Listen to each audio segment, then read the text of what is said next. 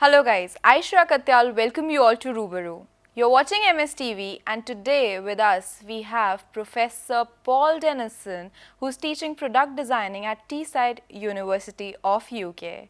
So let's gather a lot of information from him. Hello sir, welcome to the studios. Good afternoon. So first of all, I would like to know about your journey. Like how did you come into this field? From where did you begin? I started off studying modern languages, Okay. and when I was studying modern languages, I got an interest in art. Lots of my peers at university were studying history and history of art, and I decided that because they were studying it, I wanted to study it, but there was no room in my studies to do it, so I studied it by myself. Oh. So I studied the history of art. And when I left university, I became an antiques dealer. I used to buy and sell objects. Okay. And I got very interested in the design of these objects and these artifacts and wondered who had made them and who had designed them. And after dealing in antiques for about 10 years, I decided that I wanted to become a design historian. 10 years you just dealt in those business, I must say. So I was a businessman Okay. specializing in buying and selling 20th century design objects. Okay. And then I found a master's program which specialized at the Royal College of Art in London Okay. in the history of design. And from there I haven't really stopped. So I took the master's program.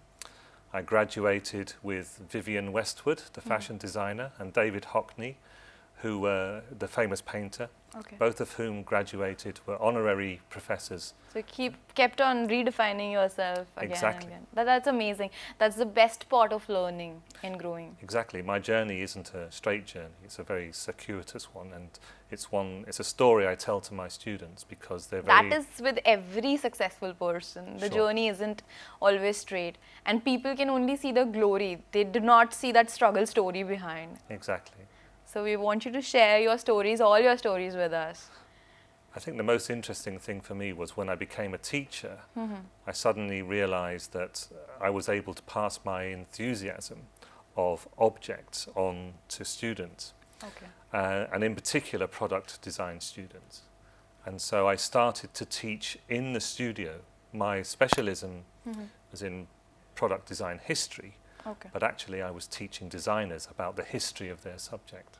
Okay, so now coming on to teaching, we had a very amazing workshop with you today at Marwah Studios.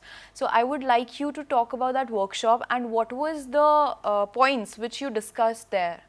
So it was very interesting for me. This is a workshop I've been delivering in China and in India and in the UK. Okay.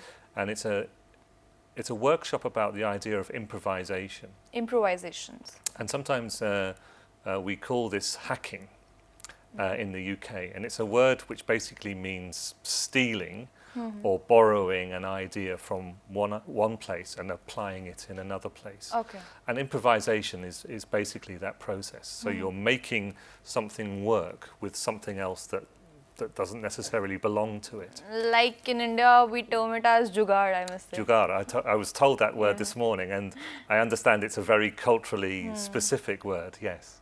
So we just keep on doing it every time Exactly. to make things work. So my lesson was actually your students teaching me about jugaad. And it was very, very interesting for me because the students were very quick to understand what it was I was trying to tell them. So we were taking the idea of improvisation and we were prototyping products which could then be used in an everyday situation. So would you like to share some basic points from your workshop, your class? Yeah, I was talking about three ideas. So hacking, improvisation and prototyping. And the idea of prototyping, people think prototyping is always making a test model or something like that. But prototyping can simply be writing words down or having a discussion. Basically, my idea was to try to get students to put their words down, their ideas down very, very quickly in a brainstorming. Quite often students edit their own ideas and they don't allow other people to hear their own ideas. This group project was about getting the students to put their ideas down on paper quickly, in an unedited way, and to share those ideas quickly. So it was a lot of very short, sharp exercises to bring a concept into their minds, and then to develop that through a physical prototype. So we had paper cups, we had straws, we had paper clips, we had elastic bands, we had scissors, we had sticky notes.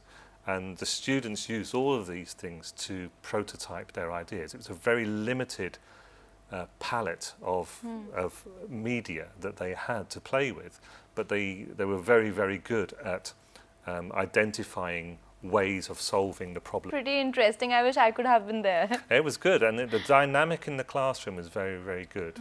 The students worked really fast, and they were also very, very interested in it and engaged. And it's something that we don't always get with... That gives energy to the teacher as well. Well, hopefully it's about Good students give energy and inspiration to the teachers as well. Oh, it comes back. Exactly. It's very circular.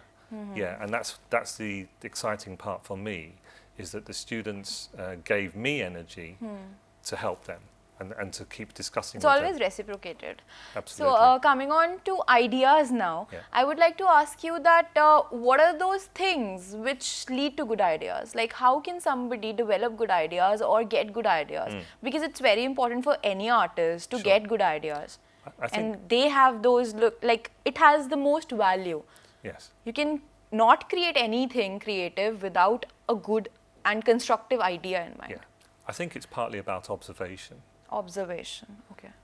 We have to be observant. We have to notice the little things that people do in their lives, the way that people use objects, the way that they abuse objects. Sometimes people use an object, for example, in a way in which it's been designed. True. Sometimes they use it in a way it hasn't been designed. So I'm using this cup now, I'm not using the handle, but that feels comfortable to me. So that process of observing how people actually use things rather than using things in the way they were designed helps us to find new ways to design new objects. So a little bit of it is... So observation plays a very key role.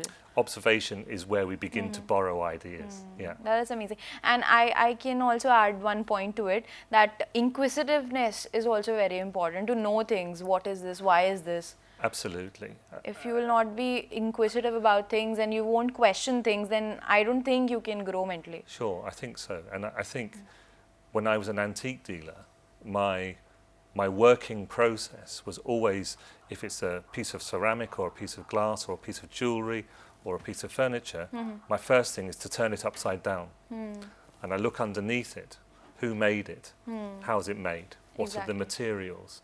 Are there any maker's marks? Those sorts of things. So that questioning nature must be there. And it begins, that's when you begin to tell a story. Every object tells a story. Understanding objects, you can begin to understand the context in which something has been used or designed. So it's almost quite archaeological. When you begin to ask questions about the materials, the designers, why does this foot rim look like this? Why is the glaze this colour? As soon as you begin to ask those questions, it unlocks a series of questions. Then you can create something new out of your own as well. And then you can create yourself. That's amazing. Yeah. Okay, so I would like to ask you that what is your inspiration? I'm an obsessive person, and I tend to look a lot. I'm definitely an observer. I observe people. Analyze it then. Yeah, I look at the way that they hold themselves. Because I'm a traveller, because I travel in different countries. Okay. I'm always very interested in culturally specific things. So why do Indians do this? Why do the Chinese do this? Why do the English do this? And so for me, it's about. I'm lucky enough to be a traveller, and my inspiration is generally people and places. Exactly. Like we all know that your wanderlust and your traveling need and desire enriches your soul. Absolutely. So that's an amazing part in your personality. Yeah. Yeah. Okay. So, how was the experience today at Marwah Studios after delivering the workshop and knowing the students and visiting the studio Film City? How was it for you? Fantastic. I met the president, of course, Sandeep, and he's an amazingly charismatic and inspirational character. And I think it's easy to see why the students are energetic, because they suck the energy from him. And I think that's the really interesting thing about this institution, is that the energy from the students and the staff come from the top, you know, and it's We get good ideas in the campus. exactly, and it feels like an energetic place. That's amazing that you liked the aura of the studio and you enjoyed your visit here. So thanks for coming to the studio. But before leaving, I would like to have an inspirational message from your side for the audiences. Okay, I think what I would like to say is be inquisitive, be observant, try and fail, and then try again. Because failure is very, very important in the learning process. That's amazing and correctly said. Thanks for inspiring us and coming to the studios. It was really nice talking to you. Likewise, it was a great pleasure. Thank you very much. Thank you. So, this was so much of inspiration from a great personality, from a very vibrant and positive personality. That's all for today in Rubaru. I, Shreeya Katyal, sign off for the day. But I'll be back with another very eminent celebrity guest for you. Till then, you keep watching MSTV, Har Pal Aapke Saath.